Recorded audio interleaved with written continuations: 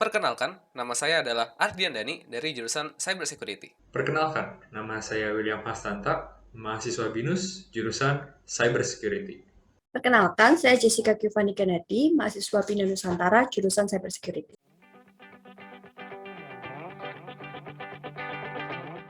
Pertama-tama kita akan membahas tentang apa itu kriptografi. Kalau dari kata-katanya, kriptografi itu berdasarkan dari kata Yunani, yaitu kriptos dan grafein. Kriptos ini berarti rahasia atau tersembunyi, sedangkan grafein ini artinya tulisan atau menulis. Dan kata lain, kita bisa mengartikan kriptografi ini sebagai tulisan atau pesan yang tersembunyi. Secara definisi, kriptografi merupakan salah satu teknik untuk melindungi informasi dengan melakukan suatu operasi matematis yang kemudian akan mengubah bentuk dari informasi tersebut menjadi suatu bentuk yang tidak dapat dimengerti atau dibaca begitu saja. Nah, kemudian yang dapat membaca informasi yang sudah diubah tersebut adalah orang yang memang diperuntukkan untuk menerima informasi tersebut. Orang tersebut nantinya akan bisa mengembalikan informasi tersebut menjadi bentuk yang bisa dibaca dengan sebuah kunci. Nah, kalau kita membahas tentang sejarah kriptografi, sebenarnya sedikit sulit untuk mengetahui kapan persis kriptografi itu digunakan pertama kali. Namun, yang paling terkenal adalah teknik kriptografi yang pernah digunakan oleh salah satu kaisar Romawi, yaitu Julius Caesar, sekitar tahun 100 sampai 44 sebelum Masehi. Nah, Julius Caesar ini menggunakan teknik kriptografi dengan tujuan untuk menyembunyikan pesan dari lawan-lawannya, sehingga bila musuh berhasil mendapatkan surat yang ditunjukkan kepada dia atau komandan-komandannya, maka mereka tidak akan bisa membacanya dengan mudah. Nah, teknik kriptografi itu nantinya akan dikenal sebagai Caesar Cipher. Mungkin kalian juga pernah dengar kali ya, sejarah mengenai Enigma atau sejarah mengenai Alan Turing. Nah, itu juga merupakan sejarah nyata bagaimana kriptografi itu pernah digunakan pada saat Perang Dunia Kedua. Nah, dalam soal penyembunyian pesan ini, kita mengenal dua metode, yaitu satu arah dan dua arah.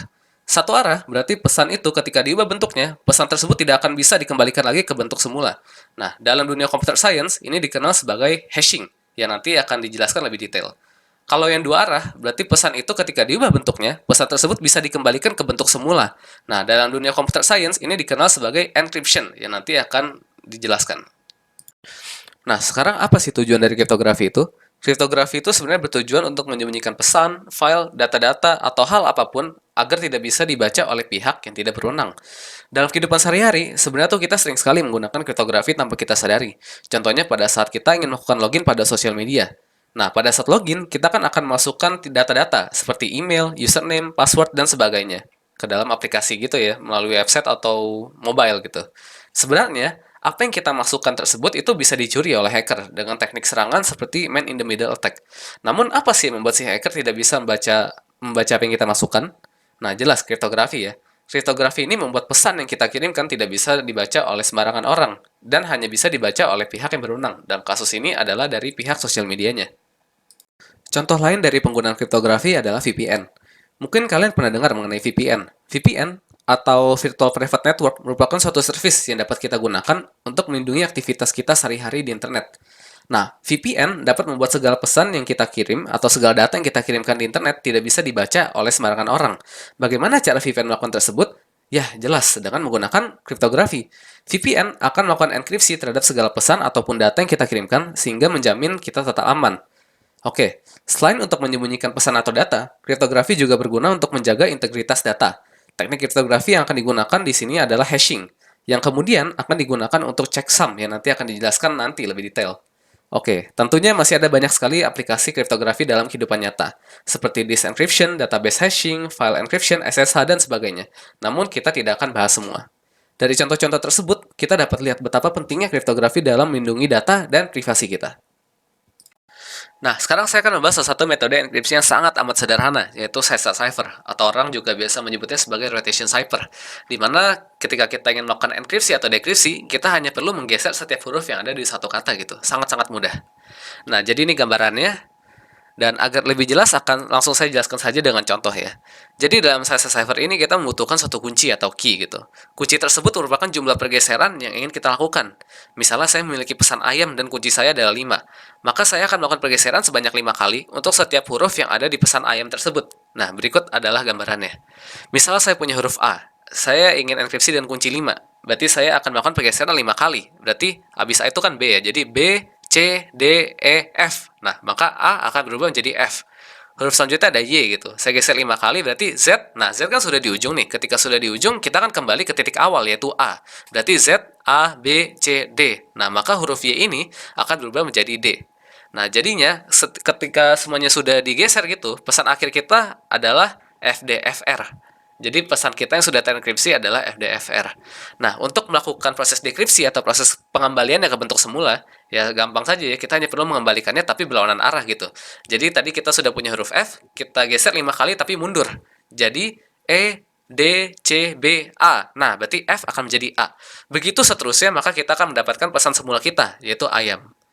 Tetapi di sini bisa dilihat ya, cipher ini tuh sangat lemah dan terlalu sederhana gitu. Karena kita hanya perlu menggeser saja untuk mendapatkan pesannya gitu ya. Nah, jadi meskipun kita tidak tahu besar kuncinya berapa, kita bisa dengan mudah mencoba-coba sampai mendapatkan pesan yang aslinya gitu. Misalnya FDFR gitu. Saya coba saja geser dengan kunci 1, kunci 2, kunci 3 sampai saya dapatkan kata-kata yang kira-kira bisa dibaca gitu. Jadi sangat amat tidak secure dan tidak disarankan untuk dipakai ya. Nah, sekarang saya akan mendemokan cipher secara langsung ya. Nah, misalnya seperti tadi ya, saya punya kata-kata ayam gitu. Saya punya kata ayam dan saya ingin kunci dengan kunci 5 gitu ya. Jadi kita tinggal melakukan pergeseran sebanyak 5 kali. 1, 2, 3, 4, 5. Nah, di sini bisa lihat ya pesannya FDFR. Dan ketika kita ingin mengembalikannya, ya kita tinggal geser saja berlawanan arah sebanyak 5 kali. 1, 2, 3, 4, 5. Nah, kita dapat lagi ya ayam kata-katanya. Oke, sekarang coba ya kita latihan soal mengenai cipher tadi.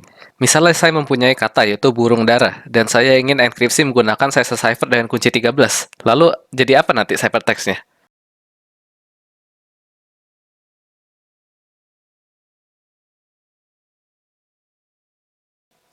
Ya, jawabannya adalah OHHTQNEN ya. Itu jawabannya.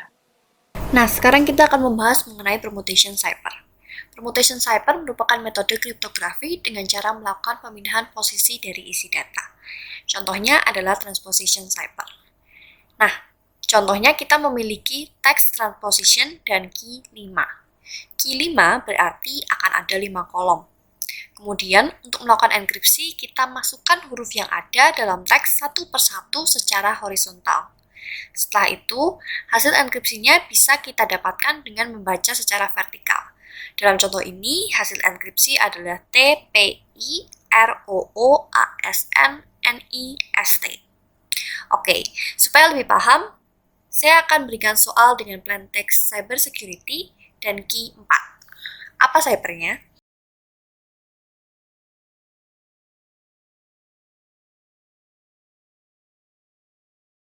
Jawabannya adalah CRUYYSRBIECT. Mari kita lanjut ke Vignere Cipher. Vignere Cipher merupakan salah satu metode substitusi. Key yang digunakan biasanya berupa kata ataupun kalimat. Sebagai contoh, saya memiliki plain text Vignere Cipher dan key hello. Plain text terdiri dari 14 huruf dan key 5 huruf.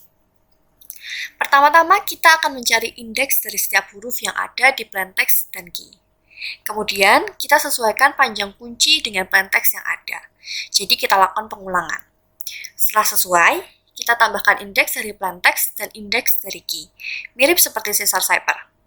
Kemudian, supaya tidak overflow, hasil penambahan akan kita modulo dengan 26. Ini karena jumlah huruf dalam alfabet hanya 26 saja. Sebagai contoh, hasil penjumlahan untuk huruf pertama, 21 dan 7 adalah 28. Setelah itu, kita modulo dan dapatlah angka 2. Dari 2 ini, kita cari huruf yang berada di indeks tersebut, yaitu C. Lakukan secara berulang-ulang sampai semuanya selesai.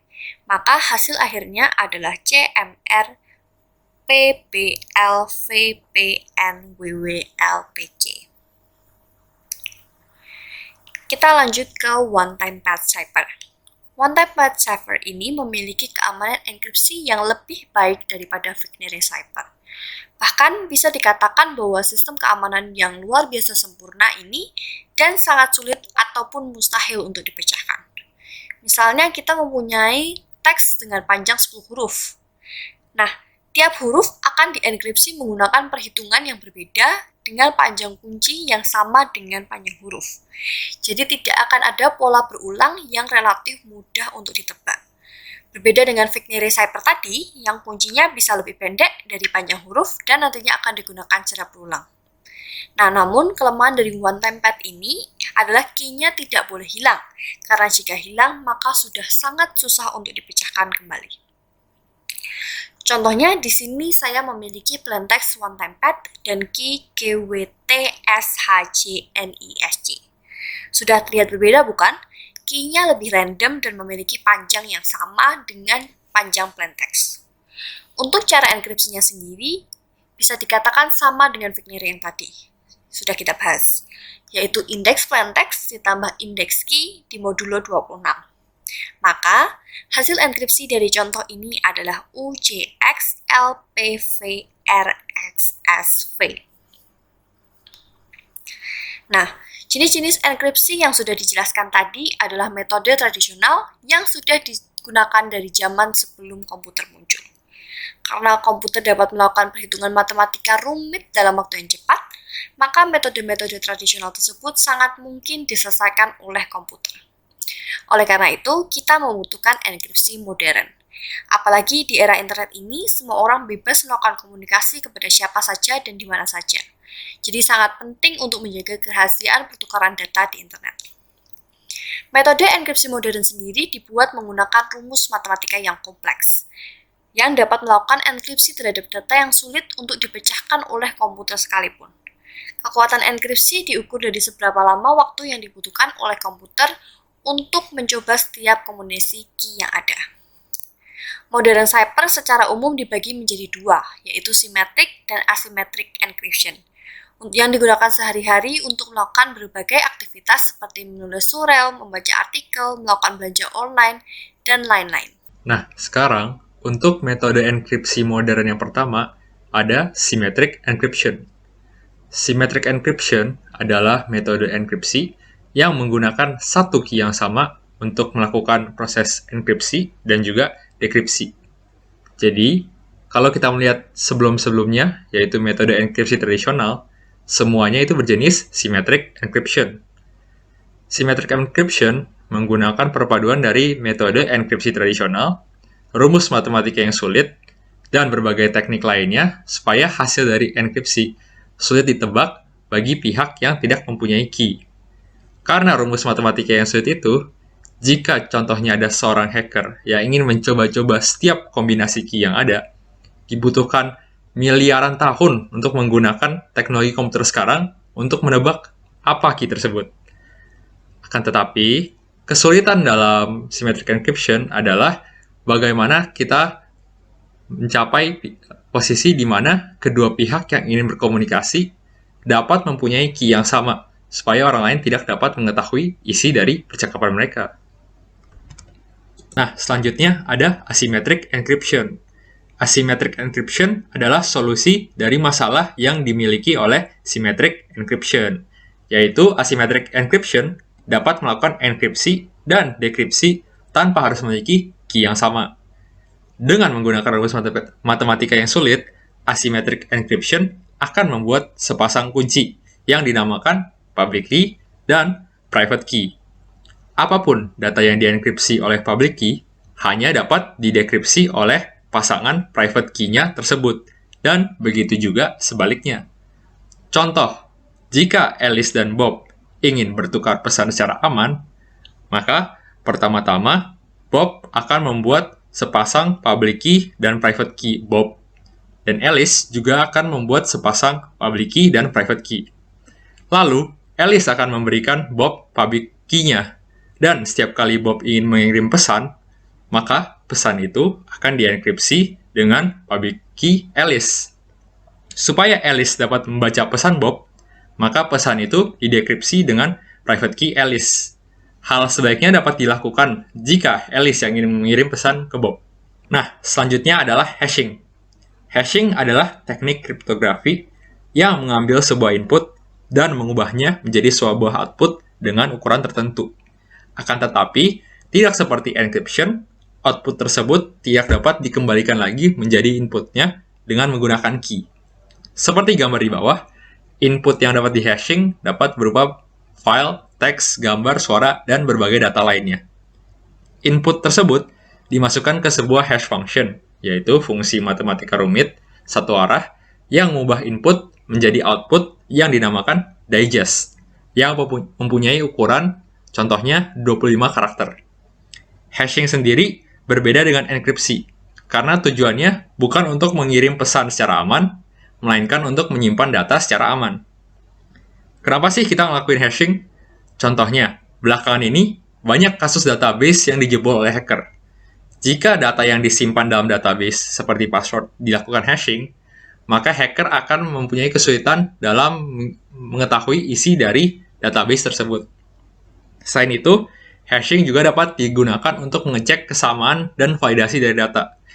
Jika terdapat perubahan sedikit pun dari input yang di-hashing, hasil hashing atau digest akan berubah secara drastis. Hasil output dari hashing disebut A. Input, B. Hash function, C. Digest.